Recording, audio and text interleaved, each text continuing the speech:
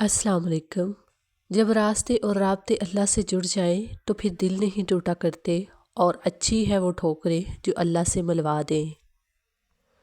حضرت محمد صلی اللہ علیہ وآلہ وسلم نے فرمایا، جھک جانا، معاف کرنا اور صبر کرنا سیکھ لو۔ اگر تمہاری عزت میں کمی آئے تو قیامت والے دن مجھ سے لے لینا۔ انشاءاللہ میں صبر کے سفر میں ہوں، میری منزل الحمدللہ ہوگی۔ رات کو بغیر دوائیوں کی سوتے ہو اور صبح بغیر تکلیف کے اٹھتے ہو تو کہو الحمدللہ۔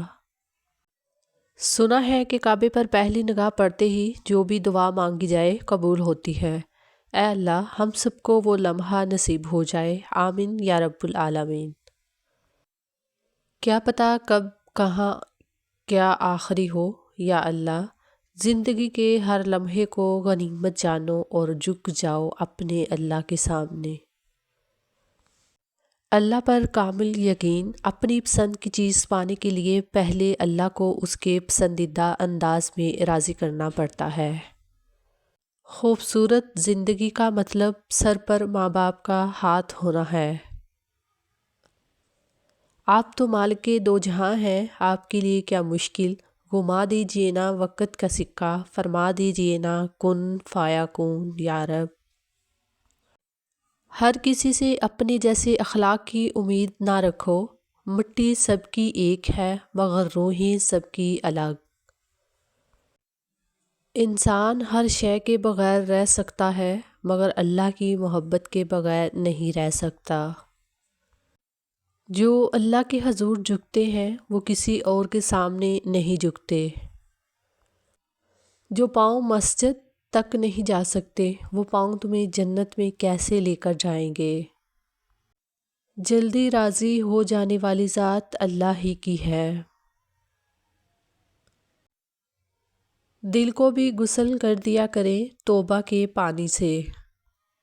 زندگی میں بس اتنی ہی دعا مانگ لینا، کوئی گھر ماں کے بغیر نہ ہو اور کوئی ماں گھر کے بغیر نہ ہو۔ جب دنیا کو بنانے والا خود کہتا ہے کہ یہ دنیا محض دھوکہ ہے تو تم کس گمان میں ہو۔ جب راستے اور رابطے اللہ سے جڑ جائیں تو پھر دل نہیں ٹوٹا کرتے، اور اچھی ہے وہ ٹھوکریں جو اللہ سے ملوا دیں۔ یا اللہ، دل بہت تڑپتا ہے تیرا کعبہ دیکھنے کو، اے اللہ تجھے تیرے رب ہونے کا واسطہ میری غائبی مدد فرما اور مجھے اپنے گھر کی حاضری نصیب فرما، آمین۔ بصیرٌ، درخت سے گرنے والا کوئی بھی پتا ایسا نہیں جس کا علم اللہ کو نہ ہو، پھر ایسا کیسے ہو سکتا ہے تم گرو اور اس کو خبر نہ ہو۔ والدین کے ساتھ نیکی کرنا گناہوں کا کفارہ ہے۔ اللہ پر اعتماد، یقین مضبوط ہو تو اللہ کا ہر فیصلہ سکون دیتا ہے۔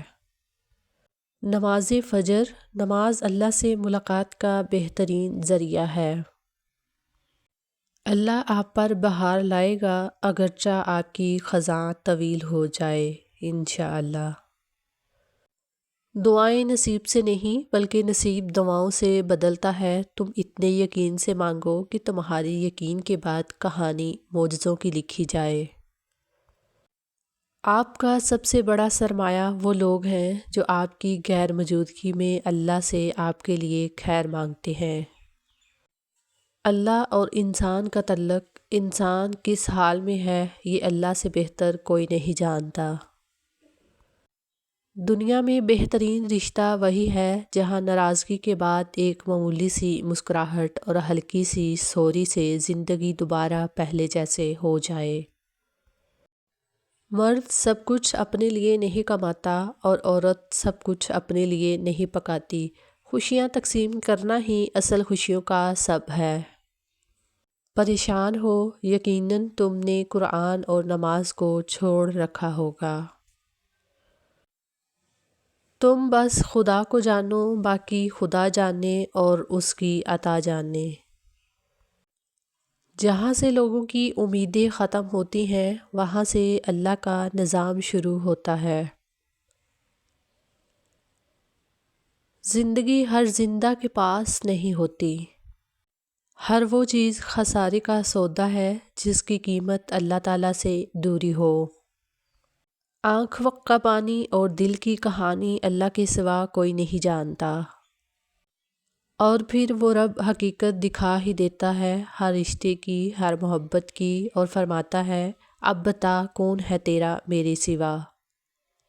امید تو انسانوں سے لگائی جاتی ہے، اللہ تعالیٰ پر تو یقین ہوتا ہے۔ مولا علی نے فرمایا کسی کے برا کہہ دینے سے نہ ہم برے ہو جاتے ہیں نہ اچھے، اپنی زبان سے ہر شخص اپنا ظرف دکھاتا ہے، دوسرے کا عکس نہیں۔ کبھی رب کو محسوس کرنا تمہیں ساری دنیا غیر لگے گی۔ انسان کو سکون حاصل ہو جائے گا اگر وہ سمجھ لے کہ ہر چیز اللہ کی مرضی سے ہوتی ہے۔ اور تم کہتے ہو کہ اے اللہ میں ہی کیوں، اور اللہ تعالیٰ فرماتا ہے اور جب میں کسی سے محبت کرتا ہوں تو اسے آزماتا ہوں۔ اللہ تعالیٰ فرماتا ہے اگر تمہیں راتوں کو نیند نہیں آتی تو جان لو میں جاگ رہا ہوں تمہیں سننے کے لیے۔ اللہ کی مہلت کو طاقت نہ سمجھو۔ آپ پریشانیاں تو گنتے ہیں، اللہ کی نعمتیں بھی تو گنا کریں۔ بے شک نماز بے حیائی اور برے کاموں سے روکتی ہے۔ میرا دل کرتا ہے دنیا کی ساری نعمتیں، دنیا کی ساری خوشیاں اپنی اولاد کی جولی میں ڈال دوں۔ اللہ میری اولاد کو عروج دے، اللہ میری اولاد کو لمبی زندگی دے اور لوگوں کی بری نظر سے بچائے رکھنا، آمین۔ جب تم نے سب کچھ اللہ پر چھوڑ دیا تھا تب ہی تمہارا رب تمہارے لیے سب کچھ سنبھال چکا تھا۔ آزمائش لمبی ضرور رہی مگر یاد رکھو جس رب نے تمہیں صبر دیا ہے وہی رب تمہیں وہ خوشی دے گا جس کے لیے تم نے راتوں کو آنسو بہائے تھے۔ بس تھوڑا اور انتظار، اب کی بار عطا ایسی ہوگی کہ سجدے شکر سے بڑھ جائیں گے۔ اگر تم بھی اس یقین پر قائم ہو کہ رب کبھی خالی نہیں لوٹاتا تو دل سے لکھو الحمدللہ۔ انسان جب اپنے حصے میں سے کچھ بانٹ دیتا ہے تو رب اس میں برکت ڈال دیتا ہے، خواہ وہ عزت ہو، طاقت ہو، نسب ہو، وقت ہو یا پھر محبت، اس میں کمی نہیں آ سکتی۔ الجھنا چھوڑ دیں ایسی چیزوں سے، حالات سے اور لوگوں سے جن کو آپ بدل نہیں سکتے۔ اپنی توجہ اس پر مرکوز کریں جسے آپ بدل سکتے ہیں، یعنی کہ اپنا آپ۔ زندگی میں سادگی اپناؤ، جتنی سادہ تمہاری زندگی ہوگی اتنی پریشانیاں کم ہوں گی۔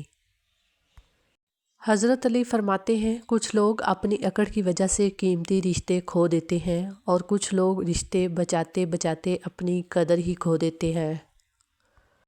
اگر مجھ سے پوچھا جائے کہ میری خواہش کیا ہے تو میں کہوں کہ مجھے ایک بے فکر دل اور سکون بھرا لمحہ چاہیے جہاں نہ ماضی کا دکھ ہو اور نہ مستقبل کی فکر۔ دنیا کا بہترین رشتہ وہی ہے جہاں ناراضگی کے بعد ایک معمولی سی مسکراہٹ اور ہلکی سی سوری سے زندگی پہلے کی طرح ہو جائے۔ اے اللہ ہمیں نہیں معلوم کہ ہمارے گناہ صغیرہ ہے یا کبیرہ، لیکن ہمیں صرف اتنا یقین ہے کہ تیرا کرم، تیری بخشش، تیری رحمت ہر چیز سے بڑی ہے۔ الہی ہمارے گناہوں کی اس ذخیرے کو اپنی رحمت سے معاف فرما دے، ہمارے دلوں کو نور ہدایت سے بھر دے، ہمیں توبہ کی توفیق دے اور قیامت کے دن ہمیں اپنے عذاب سے محفوظ رکھنا، آمین یا رب العالمین۔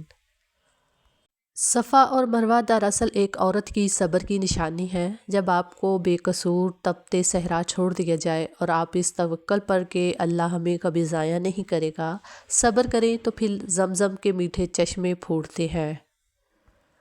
لفظ بھی کبھی کبھی ہوا کی طرح آپ کی زندگی کے لیے ضروری ہو جاتے ہیں۔ ایسے میں اچانک لفظ ختم ہو جائیں تو انسان کا دم گھٹنے لگ جاتا ہے۔